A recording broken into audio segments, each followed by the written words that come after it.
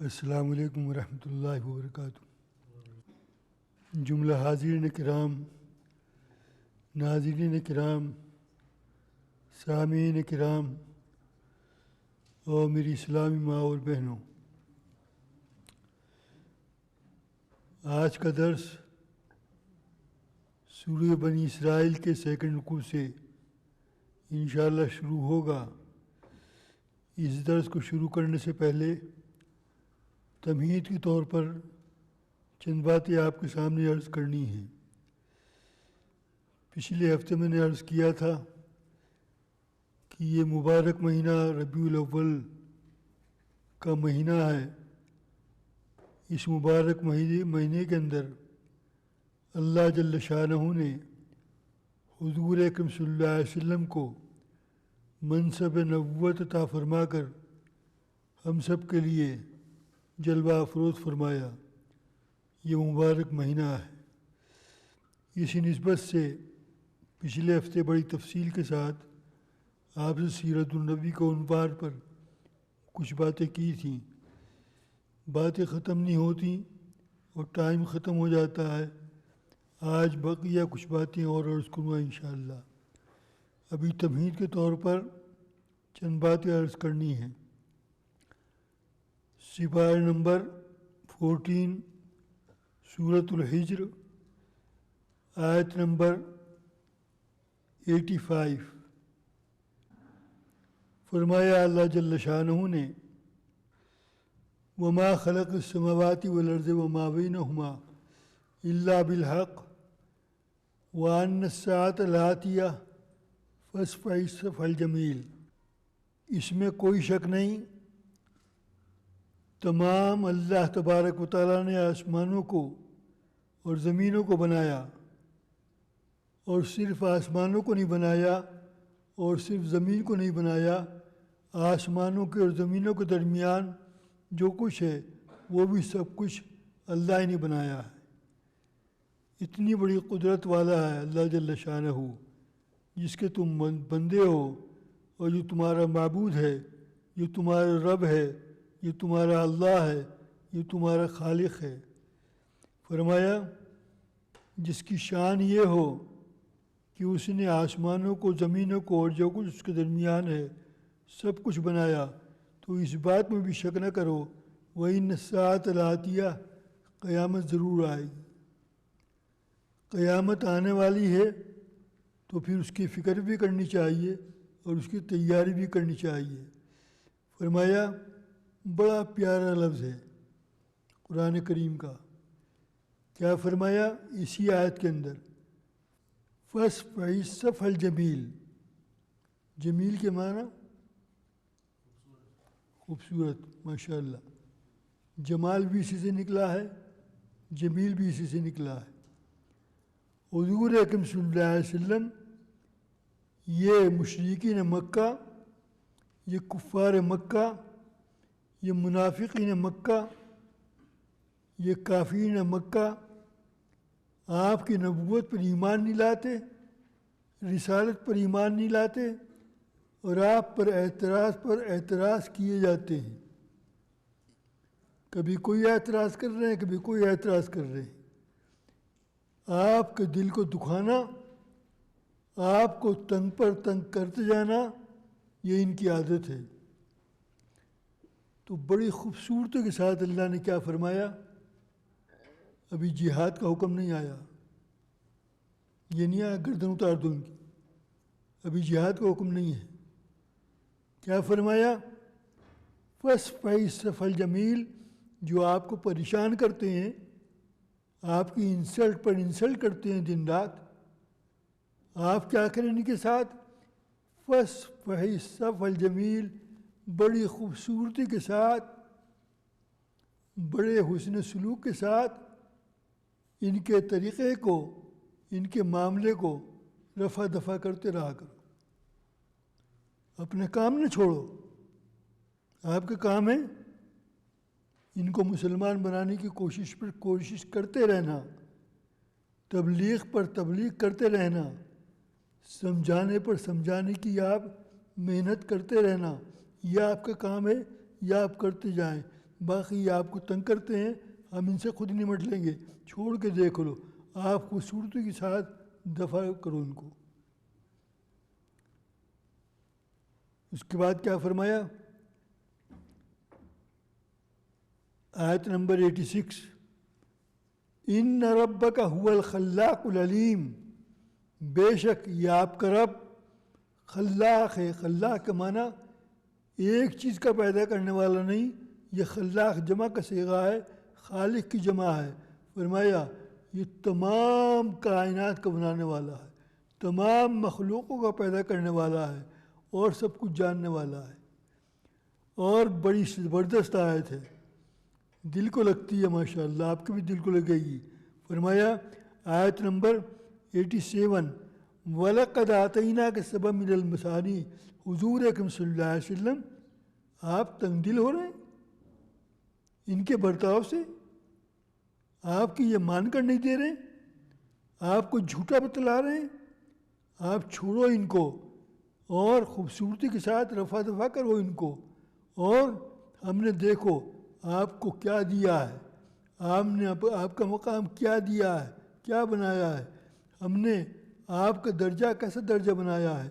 فرمایا وَلَقَدْ آتَيْنَاكَ سَبْعًا مِنَ الْمَثَانِي وَالْقُرْآنِ الْعَظِيمِ، ہم نے قرآن کریم کا گفٹ دیا آپ کو، ہم نے قرآن کریم کا تحفہ آپ کو دیا۔ اور اس قرآن کریم کے اندر 7 آیتیں ایسی ہیں وَلَقَدْ آتَيْنَاكَ سَبْعًا مَثَانِي، جو نماز کی ہر رکعت میں پڑھی جاتی ہیں۔ سنتیں پڑھو جب بھی پڑھی جائیں گی، نفلیں پڑھو جب بھی پڑھی جائیں گی، واجب نماز پڑھو، وتر نماز پڑھو جب بھی پڑھی جائیں گی، اور فرض نماز پڑھو جب بھی پڑھی جائیں گی۔ کوئی دین ایسا نہیں کہ 5 نمازوں کے اندر یہ 7 آیتیں ہر رکعت میں، ہر نماز میں نہیں، ہر رکعت میں پڑھی جاتی ہیں یہ 7 آیتیں۔ وہ 7 کون سی ہیں؟ سورہ فاتحہ، الحمدللہ رب العالمین سے آخر تک۔ ہم نے دیکھو آپ کو اتنا بڑا تحفہ دیا اور یہ سارے قرآن کا خلاصہ ہے، اتنا بڑا مقام ہے۔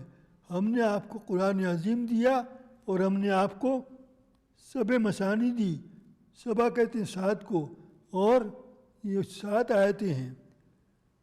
اور فرمایا بار بار حضور اکرم صلی اللہ علیہ وسلم کی اللہ تبارک و تعالیٰ ہمت بڑھا رہے ہیں، ہمت افزائی کر رہے ہیں۔ دماغ کہیں اور جا رہا ہے، بیچ میں بیٹھ جاؤں گا۔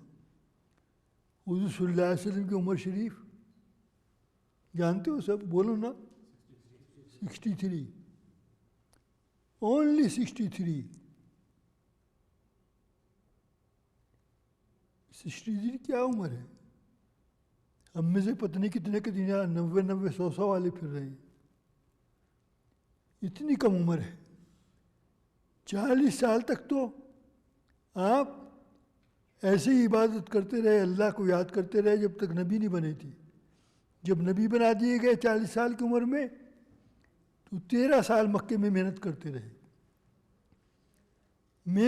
رہے، اسلام کی دعوت دیتے رہے۔ فرمایا آپ تنگ دل نہ ہوں، اور وَلَا تَمُدَّنَّ عَيْنَيْكَ إِلَىٰ مَا مَتَّعْنَا بِأَزْوَاجٍ مِّنْهُمْ وَلَا تَحْزَنْ عَلَيْهِمْ وَاخْفِضْ جَنَاحَكَ لِلْمُؤْمِنِينَ۔ حضور اکرم صلی اللہ علیہ وسلم یہ آپ کے مخالفین، یہ کفار، یہ مشرکین، یہ آپ کے پڑوسی، یہ آپ کے رشتہ دار جو آپ پر ایمان نہیں لائے، ہم نے ان کو جو دنیا کا مال و متاع دے رکھا ہے، جو دنیا کی دولت دے رکھی ہے، آپ اس دولت کی طرف ان کی آنکھ اٹھا کر مت دیکھو۔ یہ اللہ کے نافرمان ہیں اور اللہ نے ان کو کتنا خوش رکھا ہوا ہے، آپ آنکھ اٹھا کر ان کی دولت کو نہ دیکھو۔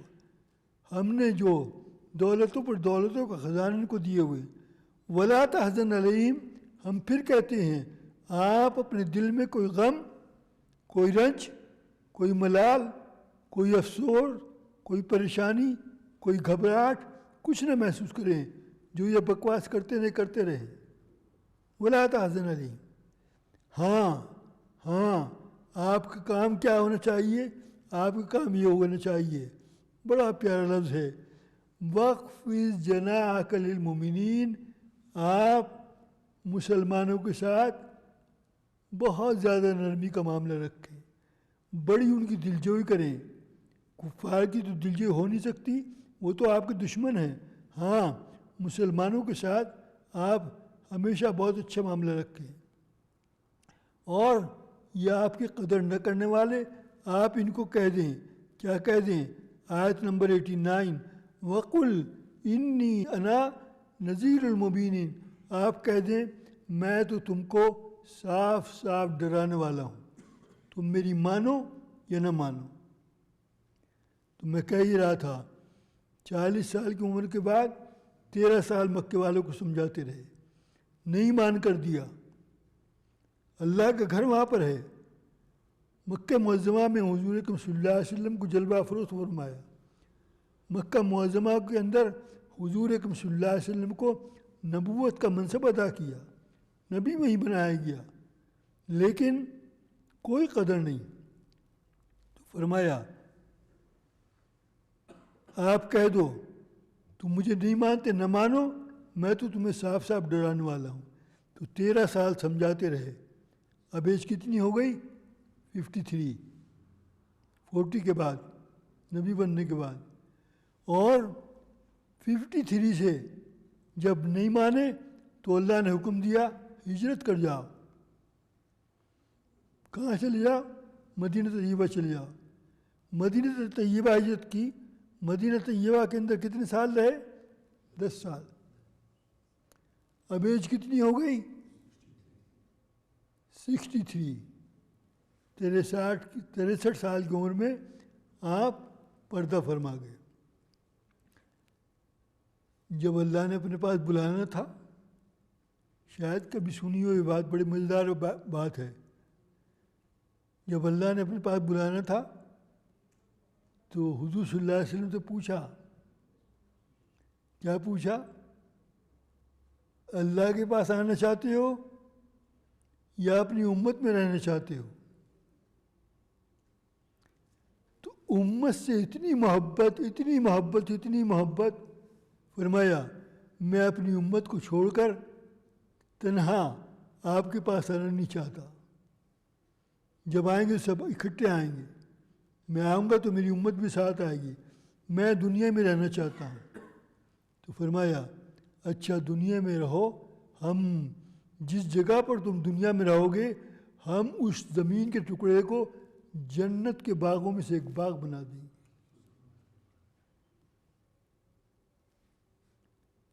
ما بین بیتی و منبری، یہ حدیث ہے. حضور صلی اللہ علیہ وسلم کے روضہ اطہر پر یہ حدیث لکھی ہوئی ہے. حضور صلی اللہ علیہ وسلم کے ممبر کے اوپر یہ حدیث لکھی ہوئی ہے مدینہ طیبہ میں. ما بین بیتی و منبری، میرے گھر اور میرے ممبر کے درمیان جو ٹکڑا ہے، جو جگہ ہے،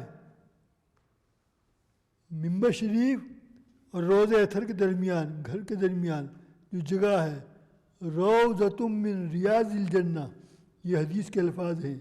یہ جنت کے باغوں میں سے ایک باغ ہے. وہاں کھڑے ہو کر نماز پڑھو، جنت میں کھڑے ہو کر نماز پڑھ رہے ہو. وہاں دعا کرو، جنت میں بیٹھ کر دعا کر رہے ہو. وہاں قرآن کی تلاوت کرو، جنت میں بیٹھ کر قرآن کی تلاوت کر رہے ہو. اتنا بڑا مقام ہے اس جگہ کا. تو امت سے اتنا تعلق ہے. فرمایا میں امت کو تنہا چھوڑ کر نہیں آتا، اور میں آؤں گا تو ان کے ساتھ ہی آؤں گا جب قیامت آ جائے گی. تو حضور صلی اللہ علیہ وسلم مدینہ طیبہ کے اندر جلوہ افروز. اور بہت سی باتیں اس کے متعلق، چلتا ہوں آگے، بات بڑھتی جا رہی ہے. فرمایا آپ کہہ دیجئے میں ڈرانے والا ہوں. کما انزلنا علی المقتسمین الذین جعلوا القرآن عضین فوربک لنسألنہم اجمعین. ہم ان تقسیم کرنے والوں کو بہت اچھی طرح دیکھ لیں گے، اور یہ وہ لوگ ہیں جیسے پہلے قرآن کے لوگوں نے ٹکڑے ٹکڑے کر رکھے تھے، تورات والوں نے ٹکڑے کیے اپنی اس وقت کی کتاب، اللہ کی کتاب کی، انجیل والوں نے ٹکڑے کیے، اور اسی طرح زبور والوں نے ٹکڑے کیے، اور اسی طرح نعوذ باللہ ثم نعوذ باللہ ہم کو اہل قرآن ہیں، ہم نے بھی قرآن کے ٹکڑے کر رکھے۔ قرآن کی جو بات ہمیں اچھی لگتی ہے وہ کرتے ہیں، اور جو بات قرآن کی مشکل ہو، سمجھ میں نہ آئے، چھوڑ کے دیکھو جی۔ فرمایا جن لوگوں نے قرآن کو ٹکڑے ٹکڑے کر رکھا ہے، یہاں قرآن کا لفظ ہے، قرآن کی جو چیز اچھی لگے اس کو پڑھ لو، جو اچھی نہ لگے چھوڑ کے دیکھو، اس کو مان لو، جو اچھی نہ لگے اس کو چھوڑ کے دیکھو۔ فرمایا فَوَرَبِّكَ لَنَسْأَلَنَّهُمْ أَجْمَعِينَ، دیکھو قرآن کی آیت کتنی خطرناک ہے۔ فَوَرَبِّكَ لَنَسْأَلَنَّهُمْ أَجْمَعِينَ، قسم ہے تیرے رب کی، اللہ تبارک و تعالیٰ قسم کھا کر کہہ رہے ہیں حضور صلی اللہ علیہ وسلم کو، حضور اکرم صلی اللہ علیہ وسلم آپ کے رب کی قسم، کس بات پر قسم کھا رہے ہیں؟ لَنَسْأَلَنَّهُمْ، ہم ان سے ضرور سوال کریں گے قیامت کے دن۔ سوال سے نکلا لَنَسْأَلَنَّهُمْ، ہم ضرور ان سے پوچھیں گے، ان کو اکٹھا کر کے، تم نے قرآن کی باتوں پر عمل کیا اور قرآن کی باتوں کو تم نے چھوڑ دیا، ایسا کیوں کیا؟ اما کانوا یعملون، جو اعمال یہ کرتے تھے ہم ضرور پوچھیں گے۔ اس کے بعد آیت نمبر 94، یہ وہ آیت ہے جس آیت کو میں نے تفصیل کے ساتھ بیان کرنا ہے۔ حضور اکرم صلی اللہ علیہ وسلم کی مان کر نہیں دے رہے تھے، نبی بنے ہوئے کتنے سال ہوئے؟ ابھی 3 سال ہوئے۔ ابھی ایج کتنی ہو گئی اللہ کے فضل سے؟ 43 ایج میں 3 سال ہوئے، اور 3 سال میں کوشش کرتے کرتے کرتے کرتے کتنے مسلمان ہوئے؟ پہلے ایک بھی مسلمان نہیں تھا، اللہ نے حضور صلی اللہ علیہ وسلم نبی بنا دیا دنیا کی زمین پر، پہلے مسلمان۔ اس کے بعد بہت مرتبہ بتا چکا ہوں، جب دعوت دی اسلام کی تو کس نے قبول کیا؟ سب سے پہلے حضرت ابوبکر صدیق رضی اللہ تعالیٰ، 2 مسلمان ہوئے، حضور صلی اللہ علیہ وسلم اور آپ کے دوست حضرت ابوبکر صدیق۔ اس کے بعد عورتوں میں حضرت خدیجہ رضی اللہ تعالیٰ، 3 ہوئے۔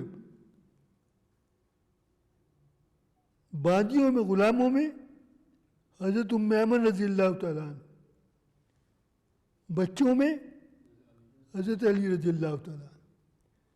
1 2 3 4 5، بڑی مشکل سے شروع میں یہ 3 4 5 مسلمان ہوئے، اور آہستہ آہستہ آہستہ آہستہ 3 سال میں ٹوٹل کتنے ہوئے؟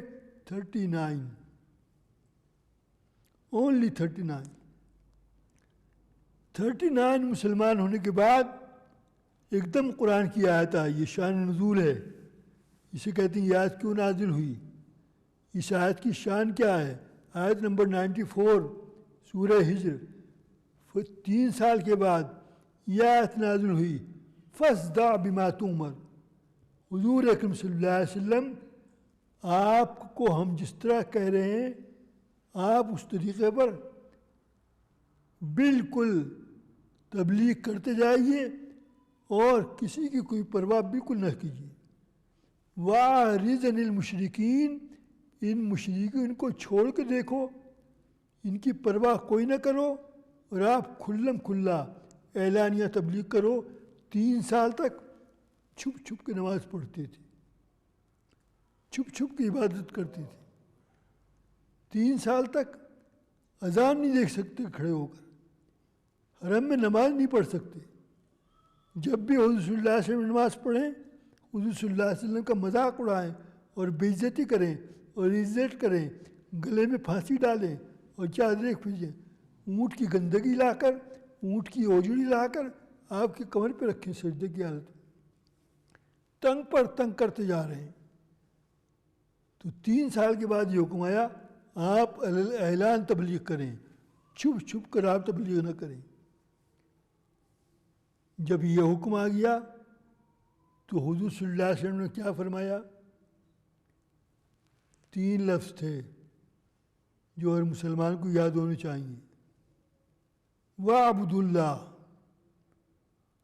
ایک اللہ کی عبادت ہمیشہ کرو۔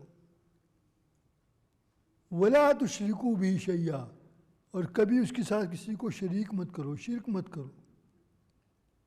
وَاعْبُدُوا اللَّهَ وَلَا تُشْرِكُوا بِهِ شَيْئًا، یہ نعرہ لگاتے تھے ہر جگہ، گلیوں میں، محلوں میں، بازاروں میں، ہر جگہ حضور صلی اللہ علیہ وسلم یہ اب کھلم کھلا تبلیغ کرنے لگے۔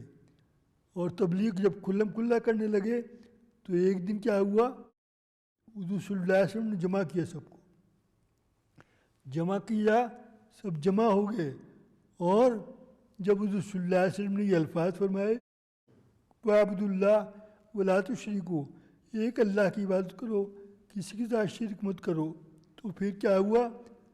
ابو لہب جو حضور صلی اللہ علیہ وسلم کا رشتے کا چچا تھا، تو اس نے حضور صلی اللہ علیہ وسلم کو بہت برا بھلا کہا، اور یہ کہا تو نے اس لیے میں جمع کیا ہے، ایک اللہ کی عبادت کریں اور کسی کی نہ کریں؟ ہم نے تو 360 بت رکھے ہوئے یہاں بیت اللہ کے اندر، تم کیا کہہ رہے ہو اللہ کے حوالے کسی کی عبادت نہ کرو؟ تو ابو لہب نے بہت زیادہ زیادتی کی حضور اکرم صلی اللہ علیہ وسلم کے ساتھ، اور اس کے بعد آگے بڑھتے رہے، واقعات پر واقعہ چلتے رہے۔ ایک مرتبہ کیا ہوا؟ حضور صلی اللہ علیہ وسلم مکہ کے ایک جگہ سے گزر رہے تھے، راستے میں دیکھا ابو جہل ہے، اور ابو جہل کے جو اس کے دوست تھے، جو اس کی گینگ تھی، جو اس کی پارٹی تھی، جو اس کے لیفٹ اور رائٹ تھے، وہ جمع تھے۔ حضور صلی اللہ علیہ وسلم نے سب کو تبلیغ کی، اور کیا فرمایا؟ وہی جملہ وَاعْبُدُوا اللَّهَ وَلَا تُشْرِكُوا، ایک اللہ کی عبادت کرو اور کسی کو شریک مت کرو اللہ کے ساتھ۔ شرک کرنا بہت بڑا گناہ ہے، اللہ سب گناہ معاف کر سکتا ہے لیکن شرک معاف نہیں کرے گا۔ مشرک نے جہنم میں جانا ہی جانا ہے۔ جب یہ کہا ابو جہل کو، ابو جہل نے بہت زیادتی کی، حضور صلی اللہ علیہ وسلم کو مارا، پیٹا، سر پھوڑا، اور گلے کے اوپر پیر رکھ کر کھڑا ہو گیا۔ اتنی سخت تکلیف پہنچائی، گلے پہ پیر رکھ کے کوئی کھڑا ہو جائے نیچے لٹا کر تو بچے گا؟ آنکھیں باہر نکل آئیں گی، دم گھٹ جائے گا، سانس نکل جائے گا، اور بالکل موت سر پہ کھڑی ہوگی۔ نماز پڑھ رہے ہیں حرم میں، اور نماز پڑھنے کے لیے آ رہے ہیں، نماز کی دعوت دے رہے ہیں، ایک اللہ کی طرف بلا رہے ہیں، اور ان کے ساتھ یہ معاملہ ہو رہا ہے۔ ایک بات کہا کرتا ہوں ہمیشہ، اور ہمیشہ کہنی بھی چاہیے، ہم گھر بیٹھے مسلمان ہیں، ہمیں نہ ہلدی لگی، نہ پھٹکری لگی، نہ کبھی کوئی زخم آیا، نہ کوئی چوٹ لگی، نہ کوئی پھانس چبھی، ہم گھر بیٹھے مسلمان ہیں۔ مسلمان گھر میں پیدا ہو گئے، ابا جی نے گلے میں کان میں اذان دلوا دی، دوسرے کان میں تکبیر کہلوا دی، اور نام رکھوا دیا، اور عقیقہ کر دیا، سر کے بال کٹا دیے، کچھ بریانی حلوے پک گئے، بیٹا ہوا ہے ماشاءاللہ، تو گھر بیٹھے ہم مسلمان ہیں۔ حضور صلی اللہ علیہ وسلم نے ہم تک اس مسلمانوں کو اسلام پہنچانے کے لیے کتنی تکلیفیں اٹھائی ہیں، کتنی اذیتیں اٹھائی ہیں، اندازہ کرو ان واقعات سے۔ جب حضور صلی اللہ علیہ وسلم کے گردن پہ پیر رکھ کے کھڑا ہو گیا، اور سارے اس کے دوست سب ہنس رہے ہیں اور قہقہ مار رہے ہیں اور انسلٹ پر انسلٹ کر رہے ہیں، اس سارے واقعوں کو حضرت حمزہ کے گھر میں کام کرنے والی ایک عورت دیکھ رہی تھی، ان کی رشتہ دار دیکھ رہی تھی۔ اس نے سارے واقعوں کو دیکھا، اور جب وہ حضرت حمزہ کے گھر میں آئی تو اس نے سارا واقعہ حضرت حمزہ کی بیوی سے بیان کیا کہ آج محمد کے ساتھ صلی اللہ علیہ وسلم کفار نے، مشرکین نے، ابو جہل نے یہ کیا ہے۔ پہلے ابو لہب نے کیا تھا، اب ابو جہل نے کیا ہے، اور اتنا مارا ہے کہ دیکھنے والے کا کلیجہ باہر نکلتا تھا، گردن پر پیر رکھ کر کھڑا ہو گیا۔ وقت کے نبی ہیں، اللہ نے رحمت للعالمین بنایا ہے، صبر کر رہے ہیں، خوبصورتی کے ساتھ درگزر کر رہے ہیں۔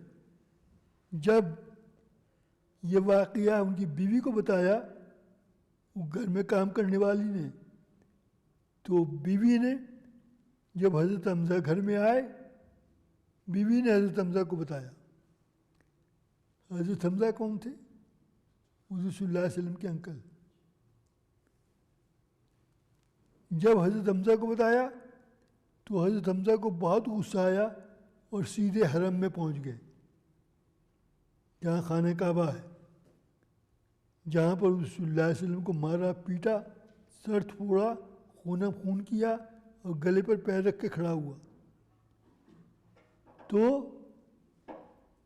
یہ گئے حضرت حمزہ حرم میں، اور جہاں پر وہ تھا ابو جہل، اس کا جا کر سر 2 جگہ سے توڑا، ایک جگہ سے نہیں 2 جگہ سے اس کے سر کو پھوڑا، اور سب پھوڑنے کے بعد حضور صلی اللہ علیہ وسلم کے پاس آئے۔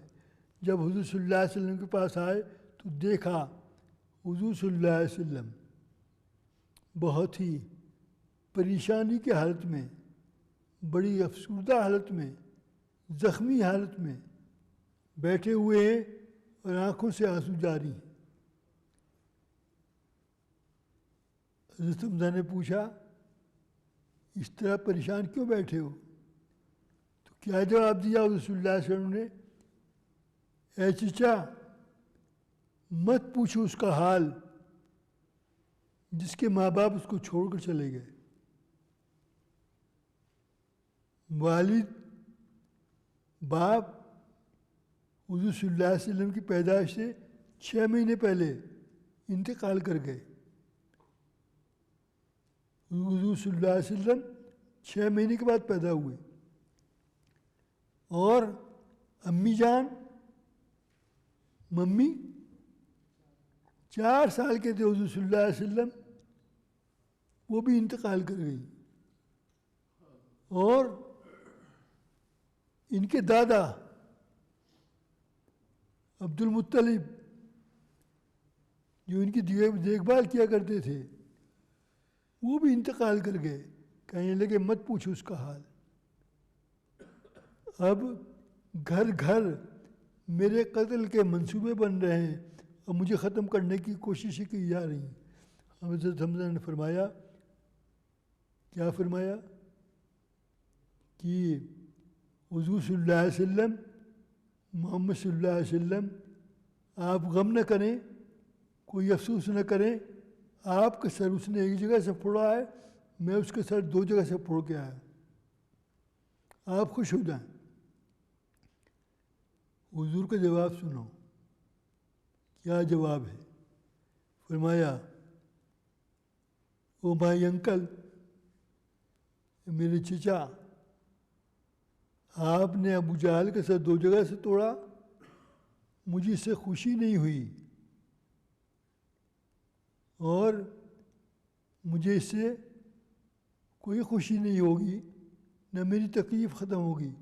اس سے بہتر یہ تھا آپ اس کو مارنے کے بجائے آپ کلمہ طیبہ لا الہ الا اللہ محمد رسول اللہ پڑھ لیتے۔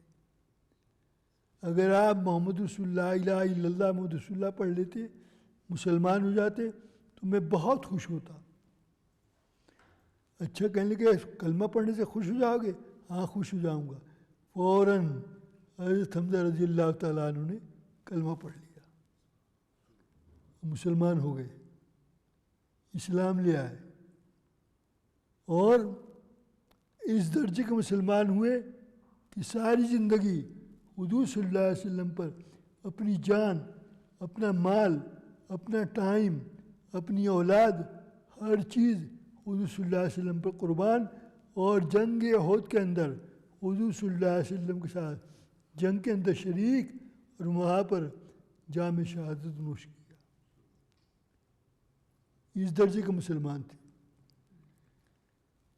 اور آگے چلتا رہوں، اب بھی ختم کروں اس صورت کو، اسی میں ٹائم جائے گا سارا.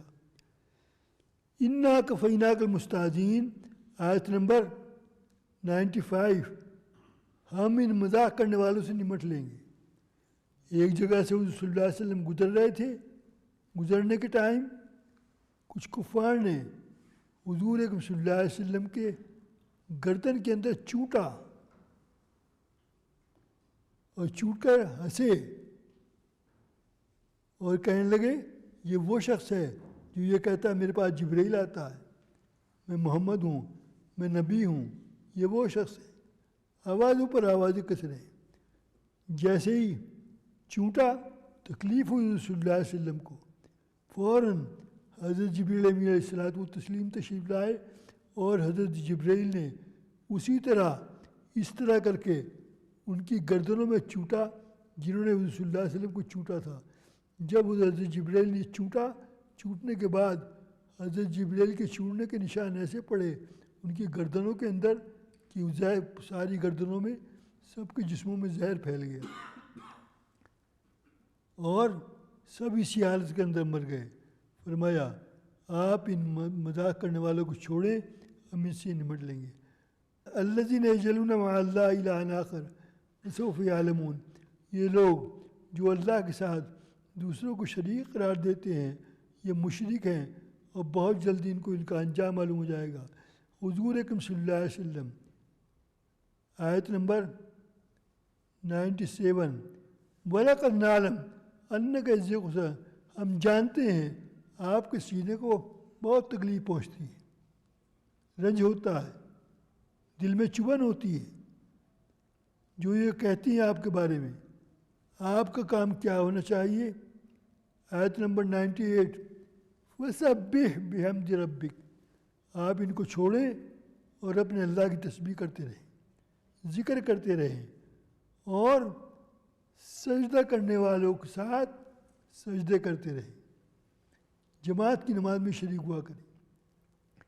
وَاعْبُدْ رَبَّكَ، آیت نمبر 99 آخری آیت ہے. اور آپ ہمیشہ ہمیشہ کے لیے سجدہ کرنے والوں کو سجدے کریں اور اپنے رب کی عبادت کرتے رہیں حتیٰ یاتیک الیقین، یہاں تک کہ یقین کا وقت نہ آ جائے. کئی ہفتوں سے سورہ بنی اسرائیل کی ایک آیت پر بیان چل رہا تھا اور پچھلے درس میں ایک رکوع پڑھ دیا تھا اور بات آگے چلائی تھی. آج ایک رکوع کے بعد آیت نمبر 11 15واں سپارہ، یہ چند آیتیں ہیں، ان پہ کچھ بیان کر دوں. اب باقی بات انشاءاللہ اگر ٹائم رہا اور بیان کروں گا. فرمایا وَيَدُ الْإِنسَانِ بِالشَّرِّ دُعَاؤُهُ بِالْخَيْرِ، بعض آدمی ایسا ہے جو برائی کی طرف اس طرح چلتا ہے جس طرح انسان کو نیکی کی طرف چلنا چاہیے، نیکی کی طرف دوڑنا چاہیے، اس طرح بعض انسان برائی کی طرف دوڑتا ہے، برائی کی طرف جاتا ہے، برائی کو بلاتا ہے. وَكَانَ الْإِنسَانُ عَجُولًا، اور انسان بڑا جلد باز واقع ہوا ہے. آیت نمبر 12. وَجَعَلْنَا اللَّيْلَ وَالنَّهَارَ آیتین، ہم نے رات کو اور دن کو دو نشانیاں بنایا. فَمَحَوْنَا آیَتَ اللَّيْلِ، اور ہم نے رات کو دھندلا بنایا، کچھ روشنی ہوتی ہے اور کچھ اندھیرا ہوتا ہے. وَجَعَلْنَا آیَتَ النَّهَارِ مُبْصِرًا، اور ہم نے دن کو روشن بنایا. کیوں بنایا؟ لِتَبْتَغُوا فَضْلًا مِّن رَبِّكُمْ، تاکہ تم اپنے اللہ کا فضل تلاش کرو، روزی تلاش کرو. وَلِتَعْلَمُوا عَدَدَ السِّنِينَ وَالْحِسَابَ، تاکہ تم سال اور مہینے معلوم کر لو. جب ایک مہینہ ہو جائے تو نیا چاند نکلتا ہے، اور جب 12 مہینے ہو جائیں تو ایک سال ہو جاتا ہے. وَكُلَّ شَيْءٍ فَصَّلْنَاهُ تَفْصِيلًا، اور اس قرآن کریم کے اندر ہم نے ہر چیز کی تفصیل بیان کر دی ہے. بڑے کھول کھول کر ہم نے ساری باتیں قرآن میں لکھ دی ہیں. آیت نمبر 13 بہت یاد رکھنے کی بات ہے، کبھی نہ بھلانے والی بات ہے. اے انسان، ہم نے ساری باتیں قرآن میں تیرے لیے لکھ دی ہیں. قرآن کو پڑھ، قرآن کو سیکھ، قرآن پر سمجھ پیدا کر، اور قرآن پر پکا ایمان رکھ، اور قرآن پر ساری زندگی عمل کر. کیوں؟ آیت نمبر 13 وَكُلَّ إِنسَانٍ أَلْزَمْنَاهُ طَائِرَهُ فِي عُنُقِهِ. ہم نے ہر انسان کا نامہ اعمال اس کی گردن میں ڈال رکھا ہے. اس کے گردن کا ہار ہے. میرا نامہ اعمال کا ہار مجھے نظر نہیں آ رہا، لیکن ڈلا ہوا ہے. ہار اللہ نے بنا کر ڈال دیا. جو کام کرتا ہوں اچھے اور خراب سب اس میں لکھے ہوئے ہیں.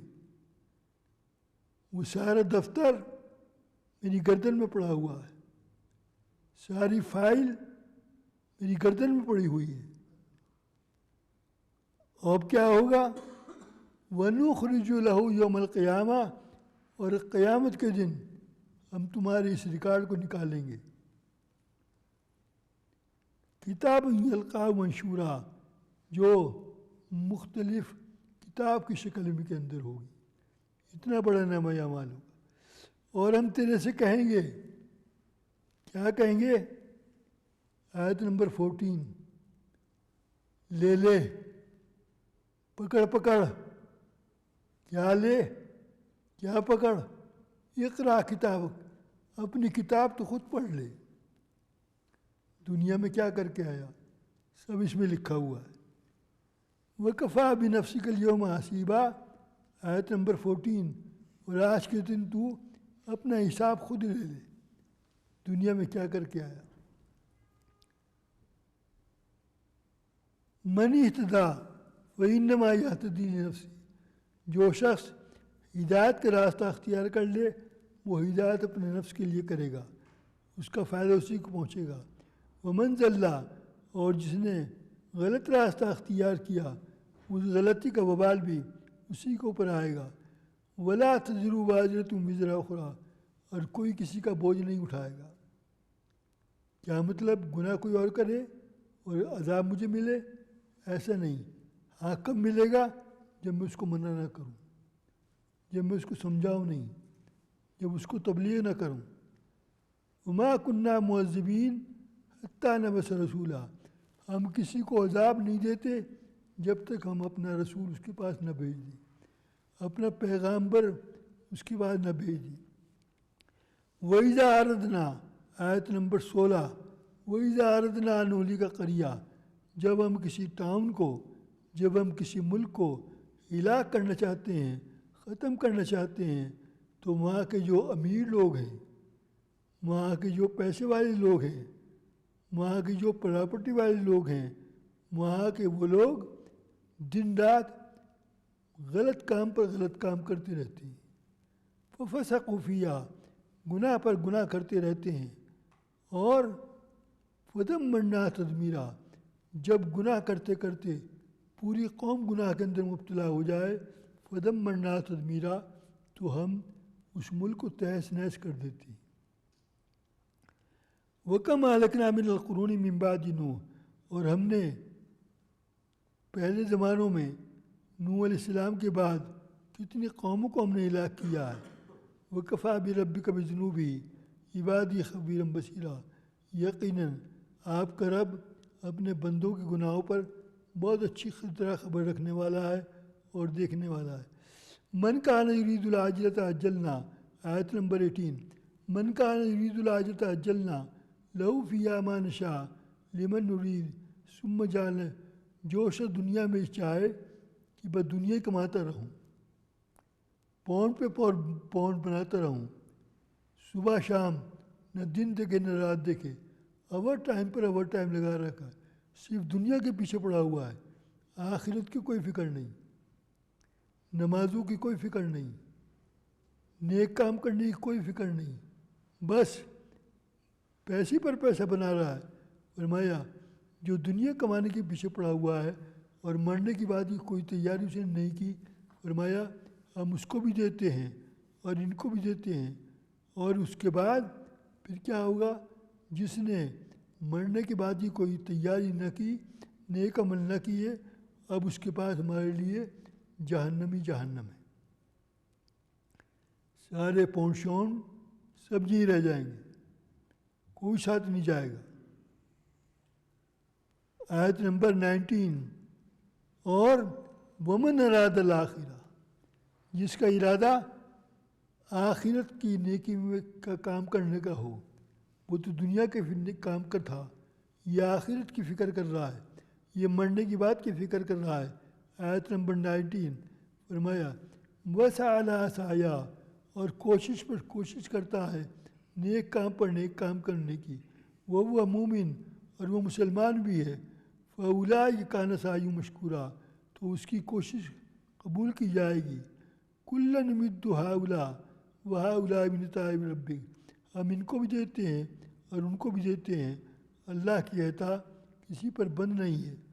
انظر کیف فضلنا بعضهم علی بعض وللآخرۃ اکبر درجات، ذرا دیکھو ہم نے کس طریقے پر بعضوں کو بعضوں پر فوقیت دی ہے، فضیلت دی ہے، کوئی ہم میں بڑا ہے کوئی چھوٹا ہے۔ کسی کی تنخواہ مہینے کی 10,000 پاؤنڈ ہے اور کسی کی تنخواہ مشکل سے 1,000 پاؤنڈ، 800 پاؤنڈ، 200 پاؤنڈ ویکلی، تو ہم نے کسی کو کسی کے درجے پر بڑا بنایا۔ وَلِلْآخِرَةُ أَكْبَرُ دَرَجَاتٍ، اور آخرت کے درجات تو بہت بڑے ہیں ان لوگوں کے لیے جنہوں نے آخرت کی تیاری کی ہے۔ آیت نمبر 22، یہاں 2 رکوع پورے ہو رہے ہیں۔ لا تجعل مع اللہ الہا آخر، اور اللہ کے علاوہ کسی اور کو معبود ہرگز نہ بنانا۔ اگر تم نے اللہ کے علاوہ کسی اور کو معبود بنایا تو پھر کیا ہوگا؟ وَتَقْعُدَ مَذْمُومًا مَخْذُولًا، تو تم ذلیل اور خوار ہو کر بیٹھ رہو گے اور تمہارا کوئی مقام ہمارے یہاں نہیں ہوگا۔ وآخر دعوانا ان الحمد للہ رب العالمین۔